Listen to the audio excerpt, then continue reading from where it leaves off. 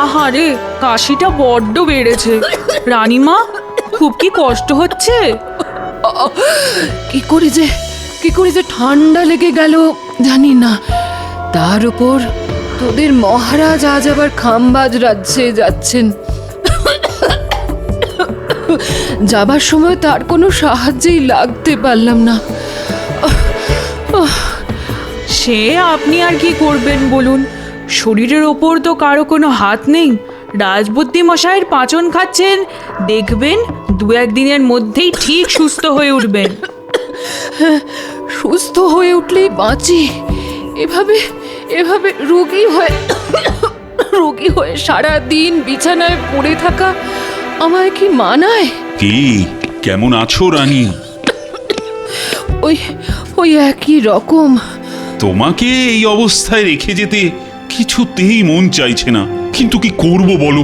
অত বড় একটা আলোচনা সভায় স্বয়ং নবাব, তারপর বর্ধমানের রাজা উপস্থিত থাকবেন। আর তুমি তো জানো কিভাবে আমাদের এই বাংলাকে সোনার বাংলা তৈরি করা যায়। তাই নিয়ে অনেক পরিকল্পনা হবে। জানি তো, তাই তো বলছি, আমার জন্য কোনো চিন্তা করবেন না। ঘুরে এসে দেখবেন ঠিক সুস্থ হয়ে গেছি। সুস্থ হলেই মঙ্গল। শোনো, রাজবৈদ্যকে আমি বলে দিয়েছি সকাল বিকেল তোমাকে দেখে যাবে, কিন্তু এই অবস্থায় তোমাকে ছেড়ে যেতেও না একেবারে ইচ্ছে করছে না। ঠিক আছে, আমার জন্য এতটা উতলা না হয়ে যে কাজে যাচ্ছেন সেটা ভালো করে আসুন। তাহলে আমি আসি। হ্যাঁ, আসুন।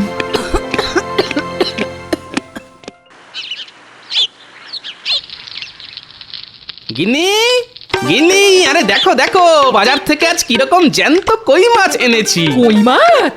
আহা, খুব ভালো করেছো। কদিন ধরে আমার মনটা কেবল ওই কই মাছ করছিল গো। শোনো, তুমি ততক্ষণ রাধা শুরু করে দাও, আমি একবার চট করে রাজবাড়ি থেকে ঘুরে আসি। কেন? এই রাজবাড়ি কেন? মহারাজ তো কদিন হলো খামবাজ রাজ্যে গেছে না, তাই তো রাজসভা এখন না বন্ধ। না, রাজসভা না, আমি যাচ্ছি রানীমাকে একবার দেখে আসতে। গতকাল থেকে রানীমার কাশিটা নাকি খুব বেড়েছে গো। ও মা, সে কি কথা গো? না, তাহলে আর দেরি করো না, যাও চট করে ঘুরে এসো। হ্যাঁ,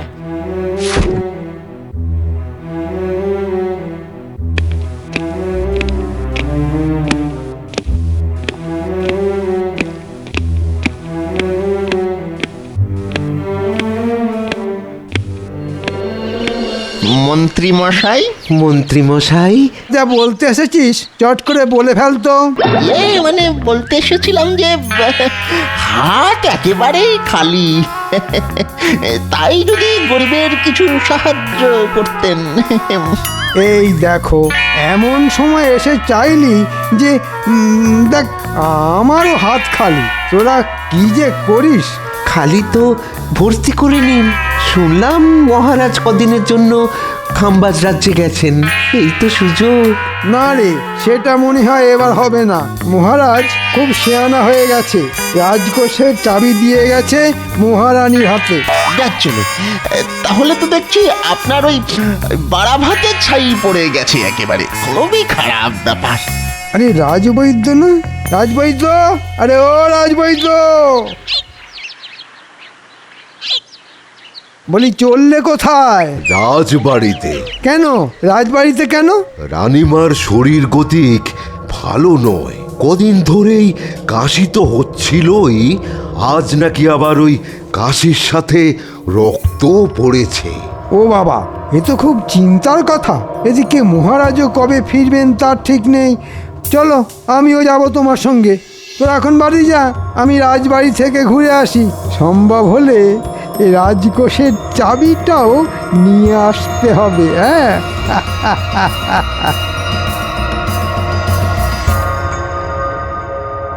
এখন কেমন আছেন রানীমা?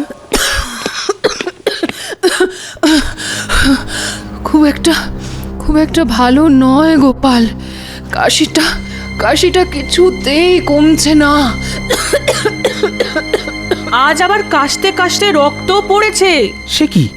না না, কাশির সাথে রক্ত পড়া তো ভালো কথা নয়। তা রাজবৈদ্যকে কি খবর পাঠানো হয়েছে? হ্যাঁ, পাঠিয়েছি, তিনি এসে পড়লেন বলে। এসে পড়লেন নয়, এসে গেছি। আপনি কোনো চিন্তা করবেন না রানীমা, রাজবৈদ্যকে একেবারে বাড়ি থেকে তুলে নিয়ে এসেছি। আমাকে আবার তুলে আনলো কখন? বরং বরং আমার কাছ থেকে তো সব কিছু শুনে নিজেই তো আমার পিছু পিছু চলে এলো। আরে আমার ধ্যানমগ্ন হয়ে কি ভাবছো? হ্যাঁ, দেখো দেখো, তাড়াতাড়ি রানীমাকে দেখে রোগের উপশমের কিছু একটা ব্যবস্থা করো। হ্যাঁ হ্যাঁ হ্যাঁ, দেখছি দেখছি দেখছি, বড় করে হাঁ করুন তো দেখি। না না না না না না, তেমন ভয়ের কিছুই নেই।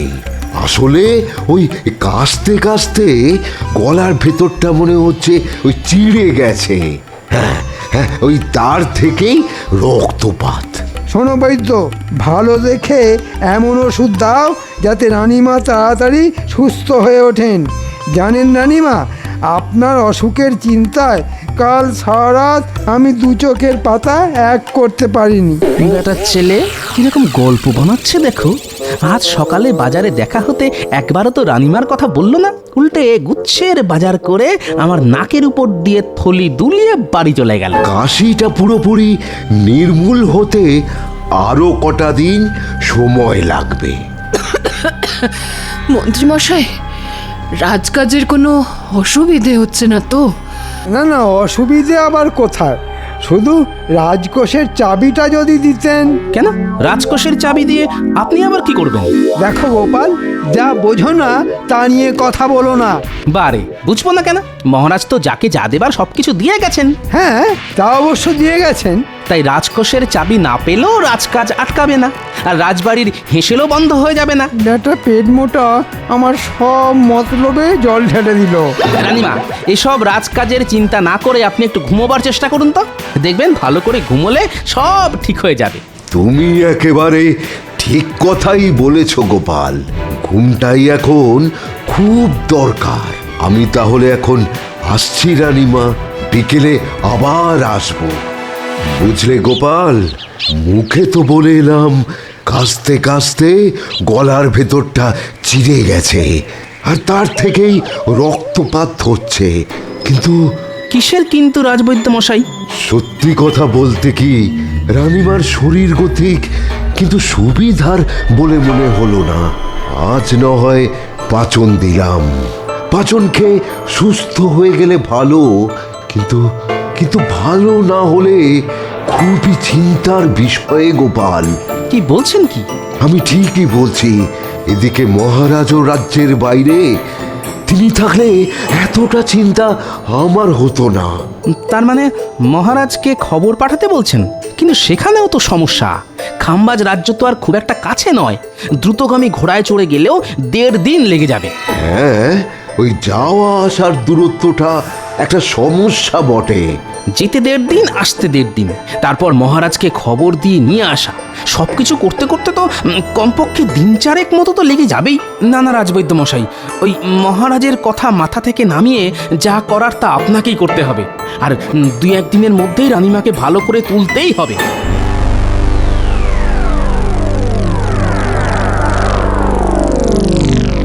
কি গো, পাতের উপর মাছ নিয়ে কি এত ভাবছো? হ্যাঁ, বলি খেয়ে বলো, তেল কইটা কেমন রেঁধেছি?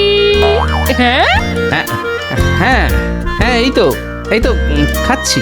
না, আজ তো দেখছি তোমার মাথায় চিন্তামণি ভর করেছে। এই এই কি এত ভাবছো বলো তো? হ্যাঁ, ভাবছি মানুষ দূরে কোথাও চলে গেলে বিপদে আপদে তাকে খবর পাঠাবার কোনো ব্যবস্থাই নেই আমাদের কাছে। হঠাৎ করে এই ভাবনা মাথায় এলো কেন?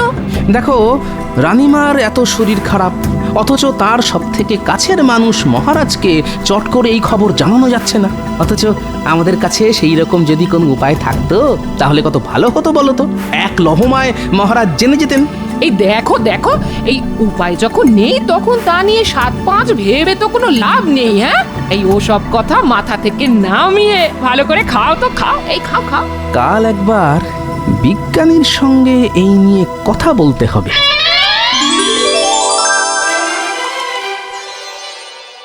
রানীমা, ফল খাওয়ার পর ওষুধ খেতে হবে কিন্তু। আর কত ওষুধ খাবো বলতো? এখন তো আমি অনেকটা সুস্থ আছি। কাশিও তো তেমন নেই বললেই চলে। তবুও রাজবৈদ্য মশাই নিয়ম করে ওষুধ খাওয়াতে বলে গেছেন। ভেতরে আসবো রানীমা? হ্যাঁ হ্যাঁ, এসো এসো। এখন কেমন আছেন রানীমা? ভালো আছি বৈদ্যমশাই। সত্যি কথা বলতে কি, আপনি ধন্বন্তরী।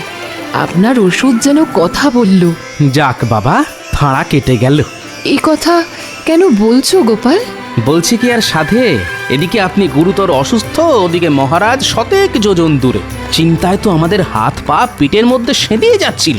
ওষুধটা কিন্তু নিয়মিত খাবেন, আর তেমন কিছু বুঝলে সঙ্গে সঙ্গে আমাকে খবর পাঠাবেন। এখন তাহলে আসি রানীমা। হ্যাঁ হ্যাঁ, আসুন আসুন।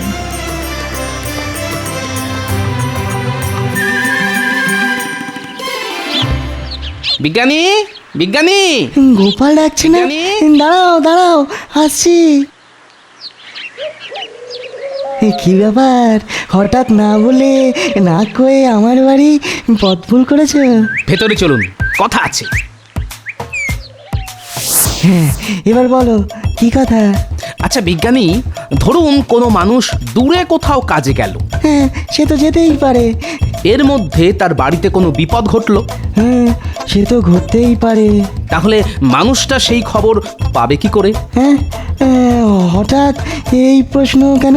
আপনি তো জানেন রানীমার শরীর গতিক ভালো যাচ্ছিল না। হ্যাঁ, কথাটা শুনে অবধি খুব চিন্তায় আছি গোপাল। তা আজ কেমন আছেন উনি? একরকম সুস্থ হয়ে গেছেন, যাক বাবা, নিশ্চিন্ত হওয়া গেল। কিন্তু আমি যে পুরোপুরি নিশ্চিন্ত হতে পারছি না বিজ্ঞানী। কেন? ধরুন রানীমার যদি বাড়াবাড়ি হতো, তাহলে তো সেই খবর মহারাজকে পাঠাতেই 1.5 দিন লেগে যেত। তারপর মহারাজের ফিরে আসা, সেও প্রায় 1.5 দিন। খুবই ন্যায্য কথা বলেছো গোপাল। একমাত্র ঘোড়া ছাড়া আমাদের কাছে না আছে কোনো দ্রুতগামী যান, না আছে খবর পাঠানোর কোনো ব্যবস্থা। দূরত্বের কাছে আমরা সত্যিই বড় অসহায় গোপাল। বিজ্ঞানী হয়েও আপনি এ কথা বলছেন? আচ্ছা, বিজ্ঞান কি এমন কোনো যন্ত্র আবিষ্কার করতে পারে না যা দিয়ে বিপদে আপদে দূরের লোকের সঙ্গে খুব তাড়াতাড়ি যোগাযোগ করা যায়?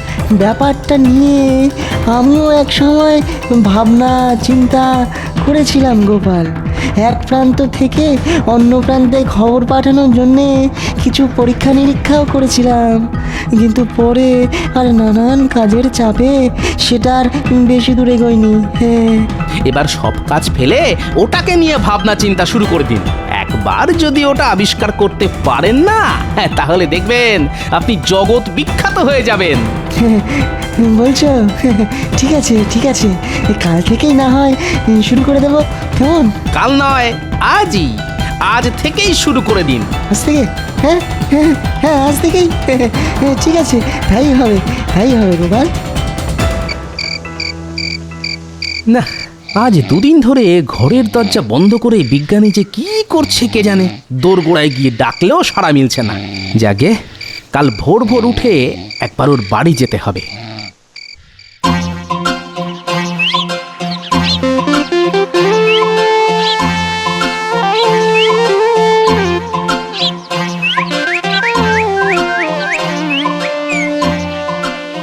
এই দেখো গোপাল,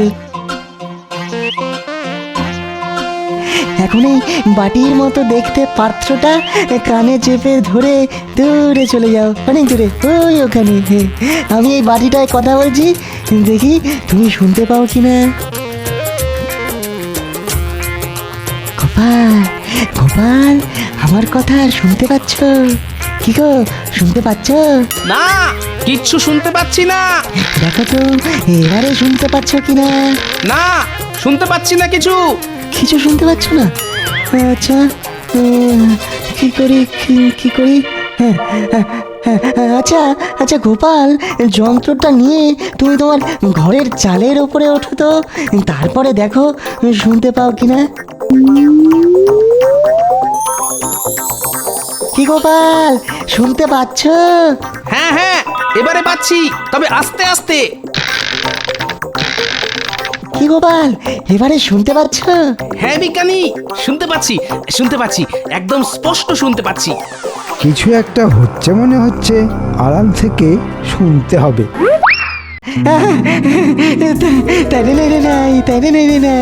তার মানে আমার আবিষ্কার ঠিক পথে এগোচ্ছে, শুধু এটাকে আরো উন্নত করে তুলতে হবে। হ্যাঁ, তাই করুন বিজ্ঞানী। আর একবার যদি দূরের লোকের সঙ্গে কথা বলার যন্ত্র আবিষ্কার করে ফেলতে পারেন না, তাহলে দেখবেন সারা দুনিয়া আপনাকে কেমন মাথায় তুলে নাচবে। দূরের লোকের সঙ্গে কথা বলার যন্ত্র আবিষ্কার? ওরে বাবা, তাহলে তো ওটা হাতাতে হবে, তারপর সাহেবদের কাছে বিক্রি করে অনেক টাকা। রাজকোষের চাবি পায়নি তো কি হয়েছে, এবার এই যন্ত্র হাতিয়ে দ্বিগুণ কামিয়ে নেব।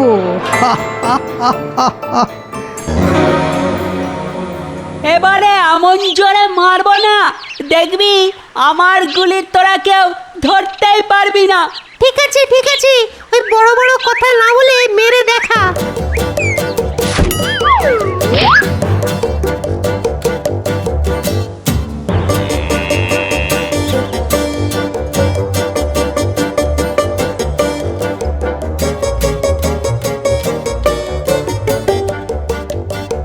বুঝলি পুনি, এই মাঠটা না খুব সুন্দর, কাল থেকে আমরা রোজ এই মাঠেই খেলতে আসবো।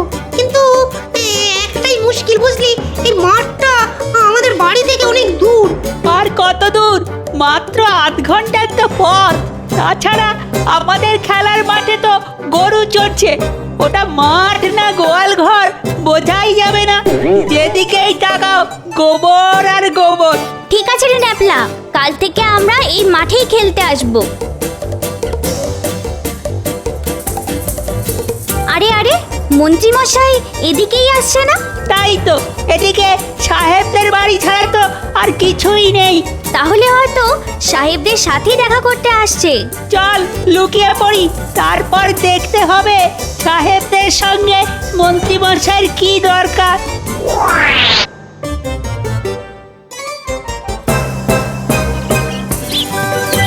সাহেব সাহেব, ও সাহেব, কোথায় গেলে সব?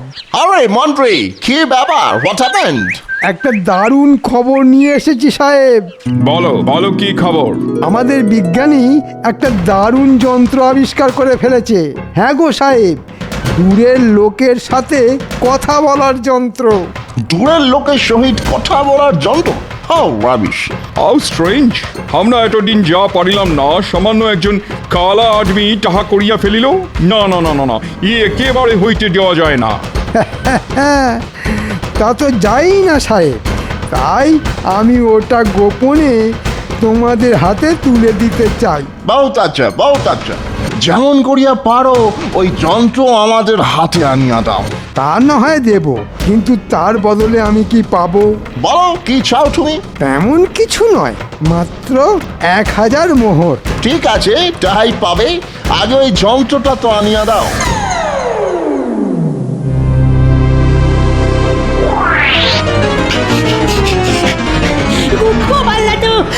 গোপাল দাদু। কিরে, কি হয়েছে? ঠিক আছে, তোরা যা, আমি এর ব্যবস্থা করছি।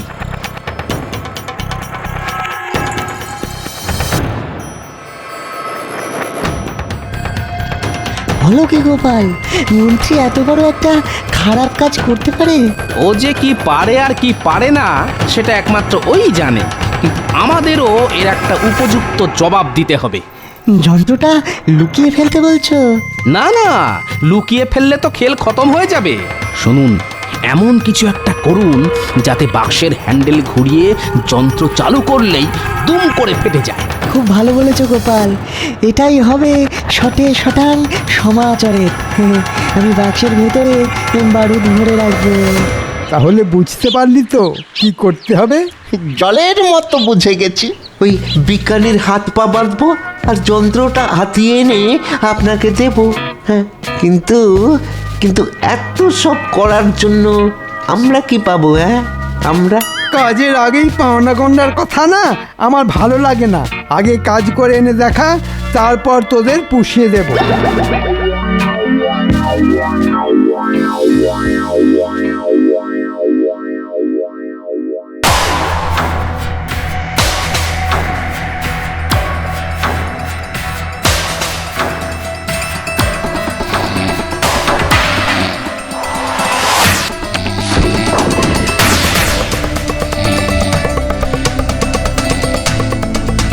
বিজলি ঘটা এটাই মনে হচ্ছে সেই যন্ত্র যেটা মন্ত্রী মশাই হাতাতে বলেছেন। তাহলে তাহলে চল এই যন্ত্রটা নিয়ে পালাই। হ্যাঁ, কিন্তু কিন্তু বিজ্ঞানীর হাত পা বাঁধতে হবে তোরে। দরকার নেই, ও বেটা ঘুমিয়ে একেবারে কাঁদা।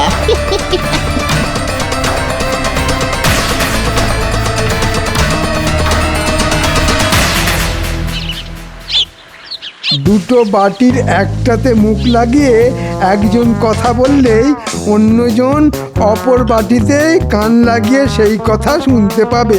হ্যালো হ্যালো, শুনিতে পাইতেছো? Hello hello hello. No man no, কিছু শোনা যাইতেছে না। এই দেখো, বলতেই ভুলে গেছি, ওই যে 4 চৌকো বাক্সটার গায়ে হ্যান্ডেল রয়েছে ওটা ঘোরাতে হবে সাহেব। এটা যন্ত্র দিয়া আমাদের মারিয়া ফেলিবার ষড়যন্ত্র। ওরে বাবা রে, মেরে ফেললে রে, মেরে ফেললে। হল্ট হল্ট মন্ত্রী, আরে ওই শুট করিয়া দিব। তোমাকে থামিতে বলিতেছি, আমরা কিন্তু গুলি করিব। থামো মন্ত্রী, থামো